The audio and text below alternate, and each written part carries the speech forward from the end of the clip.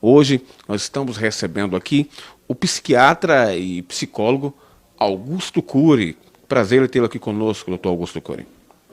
É uma honra estar com vocês aqui no Diário Brasília. Doutor Augusto Cury, como que aconteceu um ateu convicto como o senhor? De repente, o senhor conheceu Jesus, descobriu quem é Jesus, se tornou um cristão?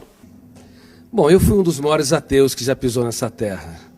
Creio que fui mais ateu do que Nietzsche, que escreveu sobre a morte de Deus, e inclusive Marx, que abordou que Deus, a busca por Deus, é o ópio que entorpece a mente humana. É provável que fui mais ateu do que Freud, do que Jean-Paul Sartre e Diderot. Como eu pesquiso uma das áreas que é considerada a última fronteira da ciência, o mundo onde nascem os pensamentos, para mim Deus era fruto do espetáculo das ideias, de um cérebro que não aceitava o seu fim, o seu caos, na solidão de um túmulo. E a teoria que eu desenvolvi como psiquiatra e pesquisador da psicologia, ela estuda o processo de construção de pensamentos e de formação de pensadores. Eu usei essa teoria para analisar como mentes brilhantes romperam o cárcere da inteligência e produziram novas ideias, como Freud, Einstein, Hegel, Kant, Agostinho e assim por diante. E fui até esse homem mais famoso da história, chamado Jesus Cristo. Eu analisei os seus comportamentos, as suas reações e as entrelinhas das suas atitudes nos focos de tensão, nas suas 4 biografias, ou chamado Evangelhos, em várias versões. Eu esperava encontrar uma pessoa construída por um grupo de galileus que queriam produzir um herói para romper o jugo de Tibério César, que era imperador romano. Mas fiquei perplexo, porque percebi que a sua personalidade é tão complexa e tão fascinante que não cabe no imaginário humano. Para você ter uma ideia, no exato momento em que ele foi negado por Pedro, ele olhou para o mais forte dos discípulos, embora sendo golpeado pelas palavras que bradavam: eu não o conheço, eu nunca andei com esse Galileu, ele não faz parte da história. Ele cativou-o com a sua retina e gritou sem dizer palavras. Na Fortaleza Antônia, ele quis dizer: eu te compreendo, eu te compreendo.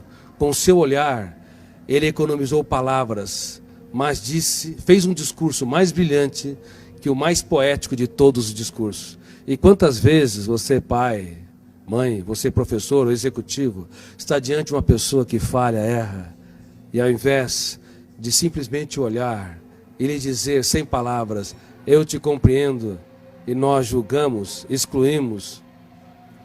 Através de analisar o comportamento de Cristo nesse sentido, eu percebi que a sua inteligência, sua capacidade criativa e a capacidade de ser gestor da sua mente e protetor da sua emoção não tem precedente histórico. Assim, eu deixei de ser um ateu, um dos grandes ateus da história, e percebi que a procura por Deus não é um ato de pequenez intelectual, mas um ato inteligentíssimo da mente humana. Mas quando o senhor pesquisou sobre Jesus Cristo, homem, o que o senhor esperava encontrar? Quando eu pesquisei a humanidade de Jesus, esperava encontrar alguém que não brilhasse no caos, diante das perdas, das traições, das frustrações e decepções. Porque nós temos na psique humana, no nosso córtex cerebral, registrado zonas de conflitos que eu chamo de janela killer. Killer no inglês quer dizer assassino. Quando nós entramos numa janela killer, o volume de ansiedade é tão grande que bloqueia milhares de outras janelas e o eu não consegue encontrar informações para dar respostas inteligentes em situações estressantes. É por isso que nos primeiros 30 segundos de tensão, de ansiedade, os pais cometem os maiores erros na relação com os filhos, bem como os professores, os amigos e as pessoas que se amam, marido e esposa.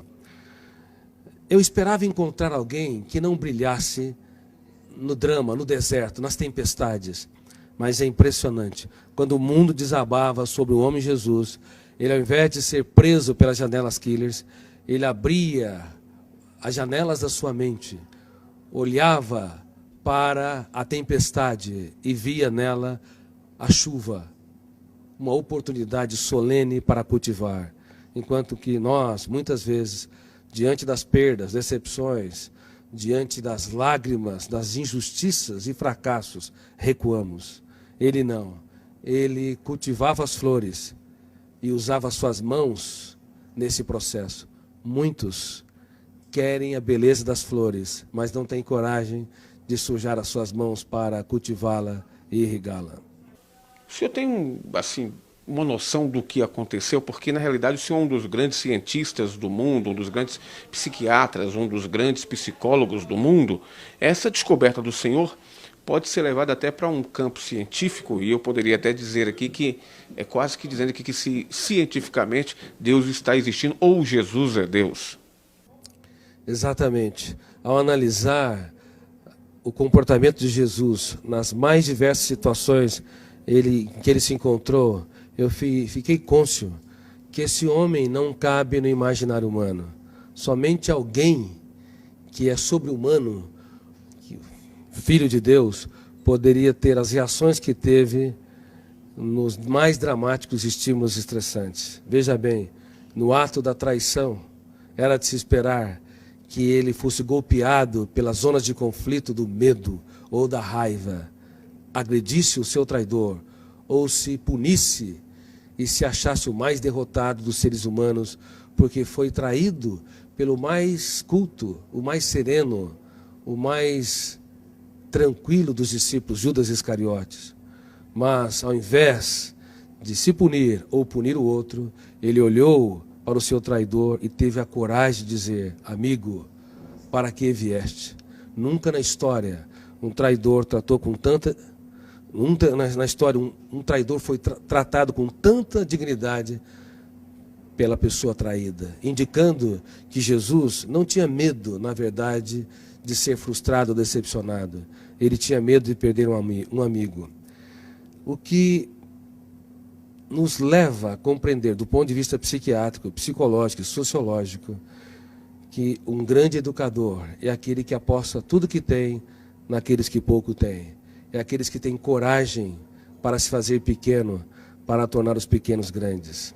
E como eu digo no meu livro, Mentes Brilhantes, Mentes Treinadas, não é possível ter uma mente brilhante se nós não treinarmos a nossa criatividade, as habilidades da nossa psique, como a solidariedade, a capacidade de se colocar no lugar dos outros, a capacidade de investir naqueles que nos frustram, a capacidade de transformar as perdas numa oportunidade excelente para os melhores ganhos e de usar as nossas lágrimas para desenvolver sabedoria. Por favor, não tenha medo dos dias mais tristes da sua vida. Você pode escrever os capítulos mais importantes da sua história quando o mundo desaba sobre si.